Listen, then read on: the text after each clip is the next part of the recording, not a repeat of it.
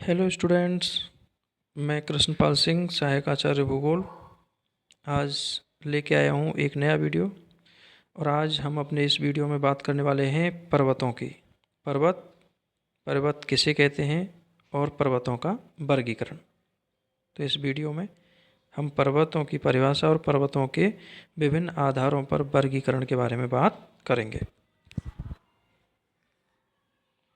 अब सबसे पहले हम ये जानते हैं कि पर्वत किसे कहते हैं, अर्थात पर्वत की परिभाषा क्या है। तो सामान्यतया आसपास के धरातल से एकदम ऊंचे उठे भूभाग जिनका शिखर संकुचित तथा ढाल तीव्र हो, ऐसे स्थलाकृतिक स्वरूप को पर्वत कहा जाता है। और पर्वत समुद्र तल से न्यूनतम 600 मीटर या इससे अधिक ऊंचाई वाले होते हैं। अर्थात पर्वत ऐसे भूभाग हैं जो अपने आसपास के क्षेत्र से तुलनात्मक रूप से न्यूनतम 600 मीटर या इससे अधिक ऊंचाई वाले होंगे तथा जिनका शिखर संकुचित या नुकीला होगा और जिनका ढाल तीव्र होगा। इस प्रकार की स्थलाकृति, इस प्रकार के भूभाग को पर्वत के नाम से जाना जाता है। अब हम यहाँ बात करेंगे पर्वतों का वर्गीकरण की। पर्वत विभिन्न प्रकार के, हम पृथ्वी पर देखें तो विभिन्न क्षेत्रों में अलग अलग विशेषताओं वाले पर्वत देखने को मिलते हैं। तो पर्वतों को कई आधारों पर वर्गीकृत किया जाता है। पर्वतों का वर्गीकरण, तो यहाँ पर हम विभिन्न आधारों पर पर्वतों के वर्गीकरण की बात करेंगे। तो सबसे पहले हम देखते हैं पर्वतों का वर्गीकरण। और पर्वतों के वर्गीकरण में पहला है उत्पत्ति के आधार पर, अर्थात पर्वतों का निर्माण कैसे हुआ, किस तरीके से वो पर्वत बना, किस प्रकार के बल पर्वत निर्माण में रहे, उस आधार पर अर्थात उत्पत्ति के आधार पर पर्वतों को विभिन्न प्रकारों में बांटा जाता है। तो यहाँ जैसा कि आप देख पा रहे होंगे, उत्पत्ति के आधार पर प्रमुख रूप से पर्वतों को 5 प्रकारों में बांटा गया है। बलित पर्वत, गुम्बदाकार पर्वत, संग्रहित पर्वत, भ्रंशोत्त अथवा ब्लॉक पर्वत और अपशिष्ट पर्वत। अब हम यहाँ एक एक करके इन पर्वतों की सामान्य विशेषताओं के बारे में बात करते हैं। तो सबसे पहले हम बात करते हैं बलित पर्वत की। जैसा कि नाम से स्पष्ट है, ये बलित पर्वत, बलित मतलब मोड़दार पर्वत, अर्थात ये मोड़दार पर्वत हैं जिनमें विभिन्न मोड़ पाए जाते हैं। और ये पर्वतों का जो निर्माण है वो संपीड़नात्मक या दबाव वाली शक्ति के कारण होता है। जब किसी क्षेत्र में विभिन्न अलग अलग अर्थात दो विपरीत दिशाओं से आने वाला संपीड़नात्मक बल एक दूसरे की ओर कार्य करता है, तो उस संपीड़नात्मक बल के कारण बीच का मलबा जो है वो भिज करके बलित हो जाता है और उससे पर्वत का निर्माण हो जाता है। और इस बलन के दौरान जो ऊपर उठा हुआ भाग होता है वो अपनति के रूप में या पर्वतीय शिखर के रूप में होता है, और जो नीचे धंसा हुआ मैदान, नीचे धंसा हुआ जो भाग है वो पर्वतीय घाटी के रूप में आता है, जिसे हम अभिनति के नाम से भी जानते हैं। और इस प्रकार के बलित पर्वतों में जो विश्व के सबसे महत्वपूर्ण और सबसे लंबे और ऊंचे पर्वत हैं वो बलित पर्वतों की श्रेणी में ही हैं, जैसे हिमालय पर्वत, यूराल पर्वत, एंडीज पर्वत, ये सभी बलित पर्वतों के ही उदाहरण हैं। अब हम बात करते हैं दूसरा प्रकार, वह है गुम्बदाकार पर्वत। और गुम्बदाकार पर्वत जैसा कि नाम से स्पष्ट है, ये गुम्बद के रूप में होते हैं। और इन गुम्बदाकार पर्वतों का निर्माण पृथ्वी के आंतरिक क्षेत्र में जो मैग्मा है, जो दुर्बलता मंडल का जो मैग्मा है वो ऊपर की ओर आने का प्रयास करता है और ऊपर की ओर बाहर निकलने के लिए ऊपरी परत में नीचे की ओर से धक्का लगाने का प्रयास करता है। लेकिन जब वो मैग्मा धरातल को तोड़ने में असमर्थ होता है तो उस मैग्मा की ताकत की वजह से धरातल का कुछ भाग गुम्बद के रूप में ऊपर उठ जाता है और इस प्रकार से वो गुम्बदाकार रूप पर्वत के रूप में सामने आता है, जो सामान्यतः आसपास के क्षेत्र से गुम्बद के रूप में ऊंचा उठा हुआ दिखाई देता है। और इस प्रकार के पर्वतों को ही गुम्बदाकार पर्वत के नाम से जानते हैं। और गुम्बदाकार पर्वतों में उत्तरी अमेरिका के उटाह राज्य में हेनरी पर्वत और यूंटा पर्वत, ये गुम्बदाकार पर्वतों के प्रमुख उदाहरण हैं। अब बात करते हैं हम अगले तीसरे प्रकार की, और वो है संग्रहित पर्वत।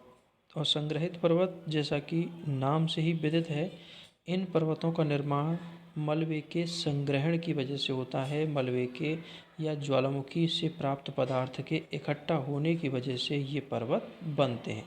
तो जब ज्वालामुखी क्रिया होती है तो ज्वालामुखी क्रिया से प्राप्त जो मैग्मा और अन्य ठोस विखंडित कण हैं वो धरातल पर आकर के एक समूह के रूप में इकट्ठे हो जाते हैं और उनके इकट्ठा होने से इस प्रकार के संग्रहित पर्वत का निर्माण होता है। या फिर जो विभिन्न अनाच्छादनकारी कारक हैं, हवा है या फिर नदी, हिमनद वगैरह हैं, तो इनके द्वारा लाया गया मलबा जब ढेर के रूप में इकट्ठा हो जाए और वो सामान्य सतह से या समुद्र तल से 600 मीटर से अधिक ऊंचाई वाला हो तो ऐसी स्थिति में बने हुए इस भूभाग को संग्रहित पर्वत के रूप में जाना जाता है। अगला चौथा पर्वत हम बात करते हैं चौथे प्रकार की, और वो है भ्रंशोत्थ या ब्लॉक पर्वत। और भ्रंशोत्थ पर्वत ये जब दो समानांतर दरारें किसी क्षेत्र में पाई जाती हैं और उन दरारों के मध्य स्थित भूभाग आंतरिक बलों के कारण ऊपर उठ जाता है, तो इस प्रकार से ऊपर उठे हुए इस भूभाग को भ्रंशोत्थ पर्वत के नाम से जाना जाता है। भ्रंशोत्थ का मतलब भ्रंश के मध्य का भाग ऊपर उठने से बना हुआ पर्वत। या फिर दूसरी स्थिति ये भी हो सकती है कि दो समानांतर दरारों के मध्य स्थित जो भूभाग है वो स्थिर रहे और किनारे के दोनों तरफ के जो भाग हैं वो नीचे धंस जाएं, तो ऐसी स्थिति में भी बीच का भूभाग ऊंचा खड़ा हुआ दिखाई देता है और इस प्रकार के खड़े हुए ऊंचे भूभाग को भ्रंशोत्थ या ब्लॉक पर्वत के नाम से जाना जाता है। और अगला पांचवा प्रकार है उत्पत्ति के आधार पर अवशिष्ट पर्वत।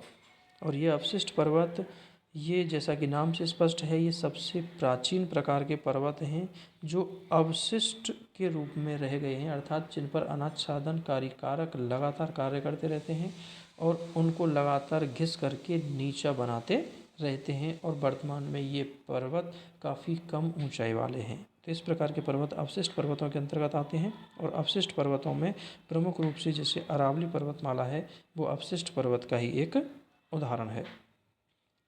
तो ये था पर्वतों का उत्पत्ति के आधार पर वर्गीकरण। अब हम बात करते हैं आगे ऊंचाई के आधार पर पर्वतों का वर्गीकरण। और ऊंचाई के आधार पर जैसा कि आप स्लाइड देख पा रहे होंगे, ऊंचाई के आधार पर हम पर्वतों को प्रमुख रूप से 4 वर्गों में विभाजित करते हैं। और उनमें सबसे पहला है अधिक ऊंचे पर्वत। और अधिक ऊंचे पर्वत के अंतर्गत वो पर्वत शामिल किए जाते हैं जिनकी ऊंचाई समुद्र तल से 2000 मीटर से अधिक होती है, अर्थात जो पर्वत समुद्र तल से 2000 मीटर से ज़्यादा ऊंचाई वाले हैं वो अधिक ऊंचे पर्वत के इस वर्ग में शामिल किए जाते हैं। दूसरा साधारण ऊंचे पर्वत। और साधारण ऊंचे पर्वत के अंतर्गत वे पर्वतीय क्षेत्र या वे पर्वत शामिल किए जाएंगे जिनकी ऊंचाई 1500 से 2000 मीटर के बीच पाई जाती है। तीसरा कम ऊंचे पर्वत। और कम ऊंचे पर्वतों में ऐसे पर्वत सम्मिलित होते हैं जिनकी ऊंचाई 1000 से 1500 मीटर के मध्य होती है। तथा चौथा वर्ग है निम्न पर्वत। और इसमें वे पर्वत शामिल होते हैं जिनकी ऊंचाई 600 मीटर से लेकर 1000 मीटर के बीच में पाई जाती है। तो ये ऊंचाई के आधार पर सामान्य वर्गीकरण है पर्वतों का।